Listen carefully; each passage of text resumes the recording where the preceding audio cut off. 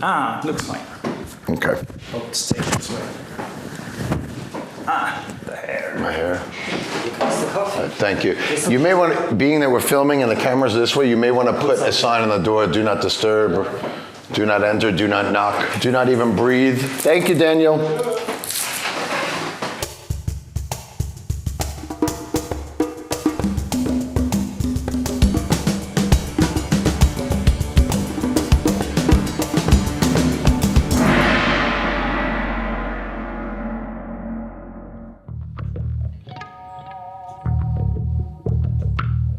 I'm Mike Portnoy. If I was going to list all the bands I'm currently in, we might use up all the interview time.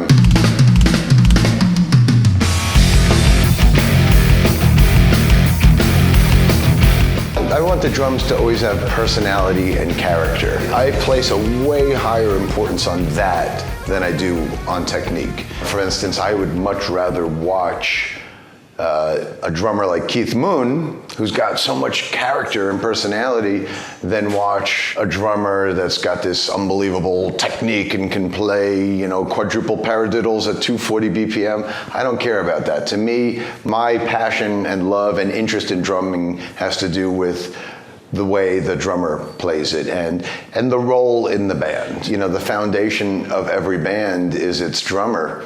And talking about drumming being the anchor and the most important thing, it's about playing for the song. Where I'm at in my career these days, I have so many different bands. I get to play for the song, but it's so many different styles. One day could be like a thrash metal thing. One day it could be more of a prog thing with 1,000,000 time signatures. Another time it could be like a classic rock thing. So you have to know your role and what's right for the songs you're playing. I used to always joke in the early days of Dream Theater that I was like somewhere between the technique of like Neil Peart or Simon Phillips, but mixed with the balls and the attitude of like Lars Ulrich and Vinnie Paul. I don't ever want to be so sterile and mathematic and clinical, but I don't always want to be, completely bombastic and a train wreck either. You don't want to be somewhere in between. And luckily I've had the opportunity from the different bands I've played in to be able to have a little bit of both.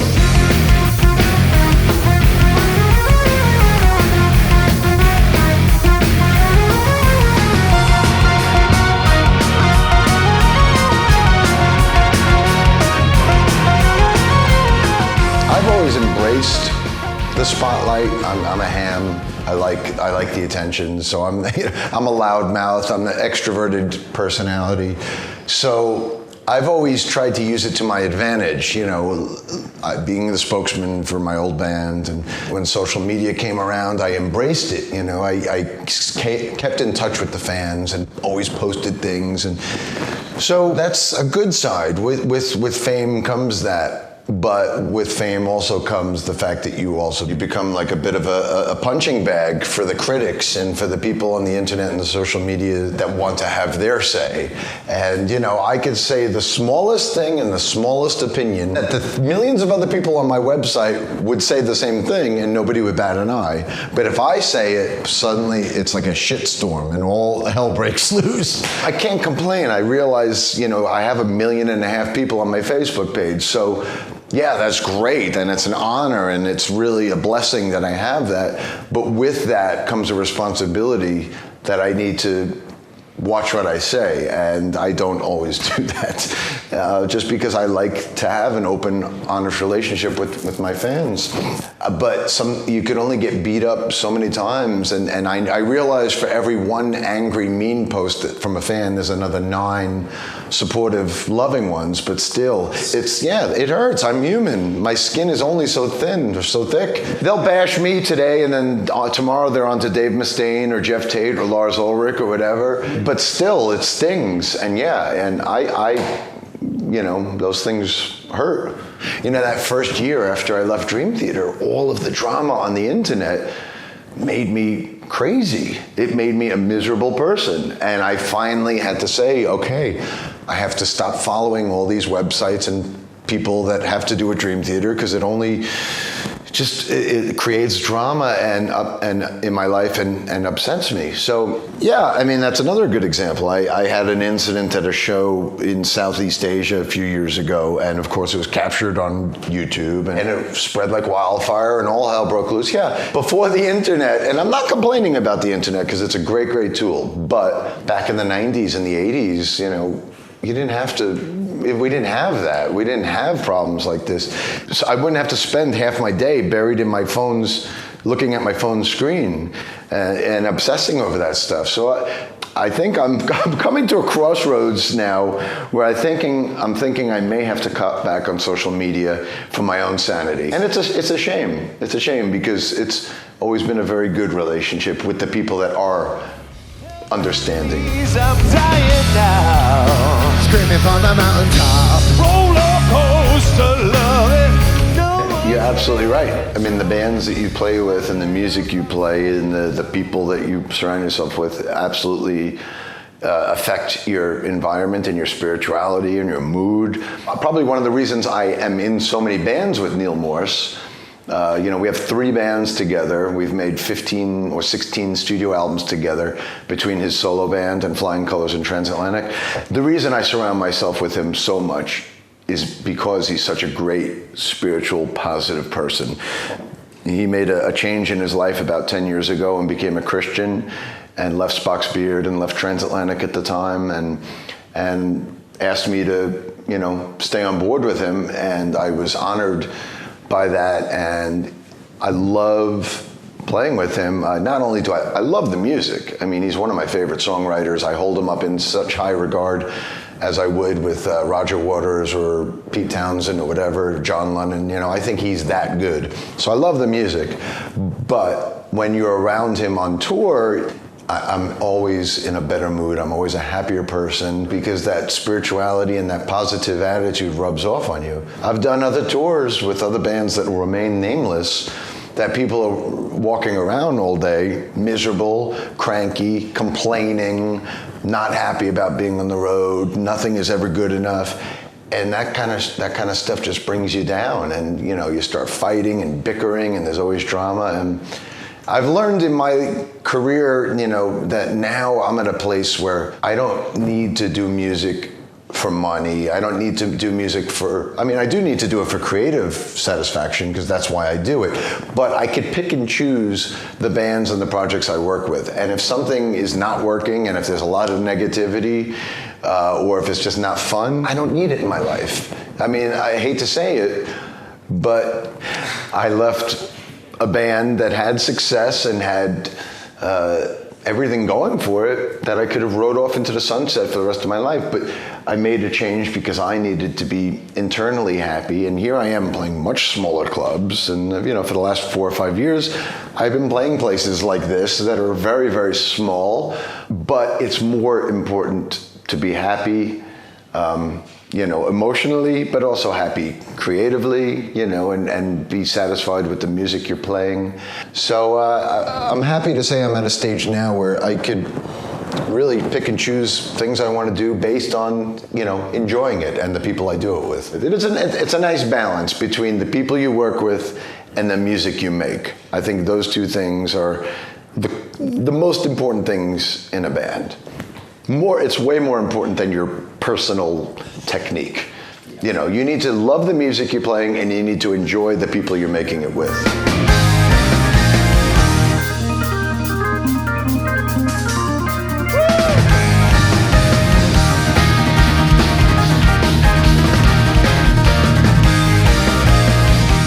I would say the only thing I've been involved with in my career that was kind of outside the box for me was I did a couple of albums with a project called OSI, which was myself and Kevin Moore and Jim Matheos. You know, stylistically, it still had a bit of prog in it, and it had a bit of metal in it, but it's the first and only time in my career that my drums were really manipulated, more like in an industrial way, like a Nine Inch Nails album or something.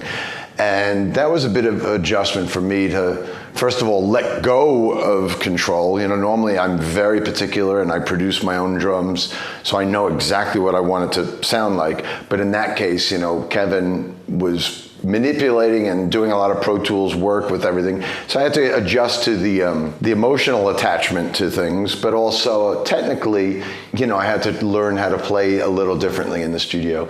But other than that, everything else I've been involved with, from Dream Theater to Avenged Sevenfold to Transatlantic and Flying Colors and Adrenaline Mob, and every one of these things are kind of a comfortable thing for me. They're all in the realm of prog, metal, or classic rock, and that's kind of my three biggest departments.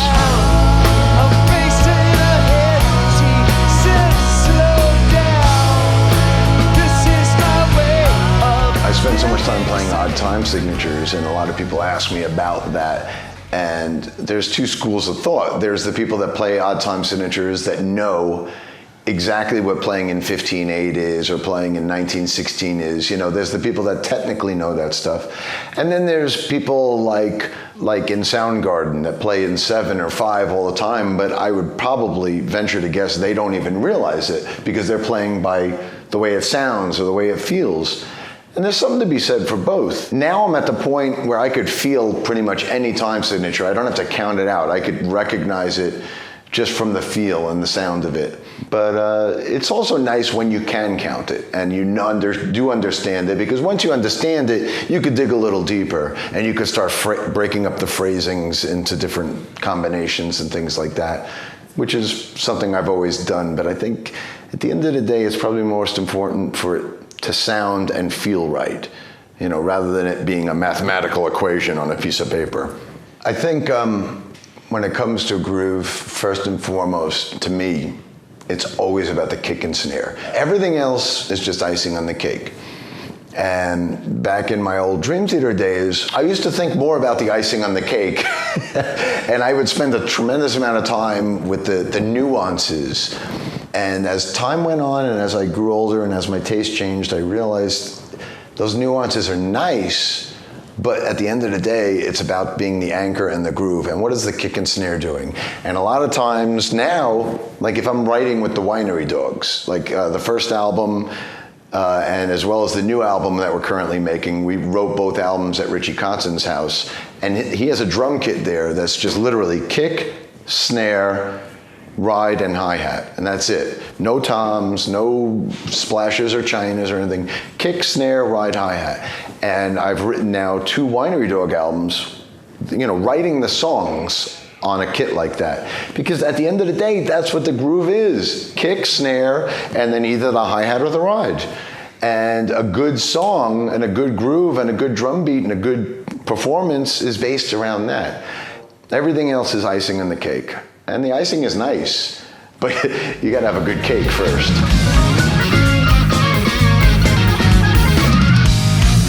With every beating of my heart, every moment of my soul, Prog is bigger than ever. Obviously when people used to say the word prog, you'd think of the 70s and you'd think of Genesis and King Crimson and Yes and Pink Floyd and ELP. And yeah, prog was big in the 70s, but prog is 20 times as big now because it's splintered off into so many different directions. And you still have King Crimson and Yes and UK doing what they do. Prog can mean bands like Dream Theater or Porcupine Tree or bands like Meshuggah and Periphery. I've always been like the ambassador for prog. And once I got some success with Dream Theater, I always used that power that I had gotten from that success to help the scene. And always with Dream Theater, I always handpicked the bands and wanted to bring out other progressive bands because I know the record companies and the media and the mainstream, they were doing nothing for these young progressive bands.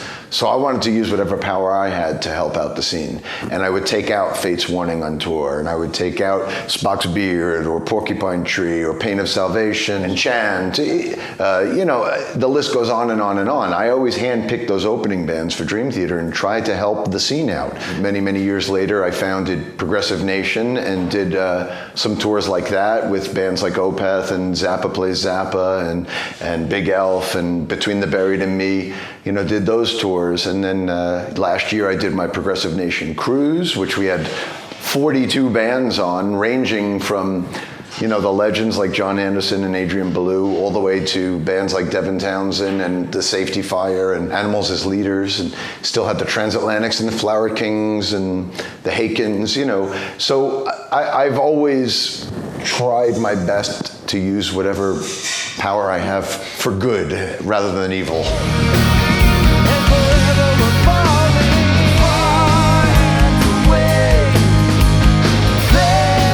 Like a lot of drummers go through their phases, and like Neil Peart famously retaught himself how to play and started taking lessons with Freddie Gruber in the 90s and stuff. And I mean, I don't think that's for me yet. Maybe there'll be a time in my life where suddenly I'll want to do that and maybe I'll pursue it. But at this particular stage in my life, I'm gonna be 48 years old.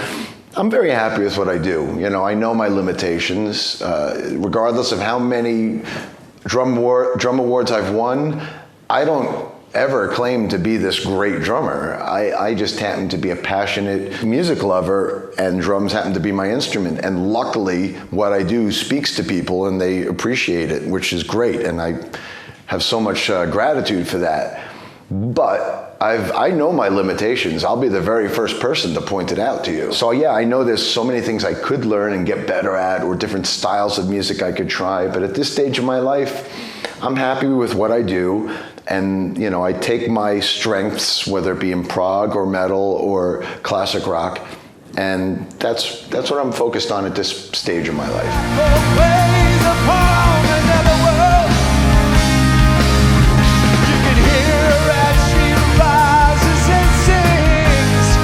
Well, not only were Birdman and Whiplash critically acclaimed Oscar films, but even before the nominations came out, those were my two favorite movies of the year.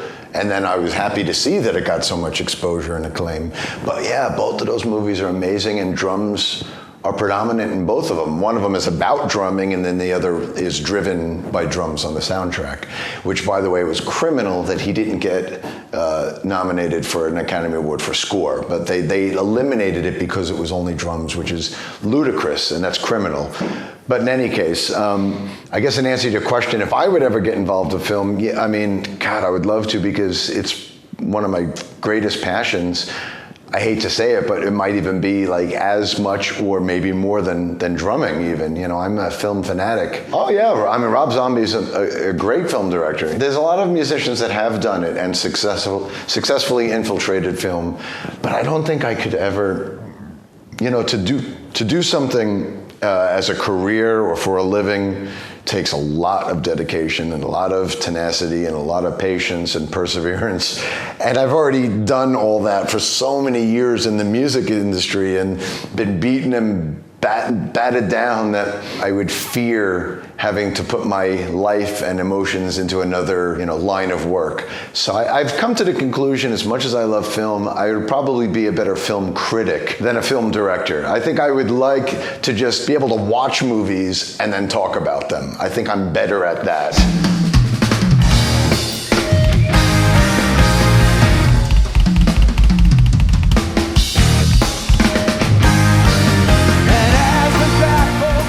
Okay, this is Mike Portnoy signing off. Thank you for sitting here and enjoying this time with me.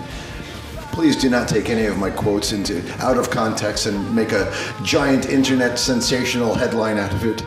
Please watch this entire interview in the context of the way it was meant to be seen and heard. Thank you very much. Good day. Guten Tag.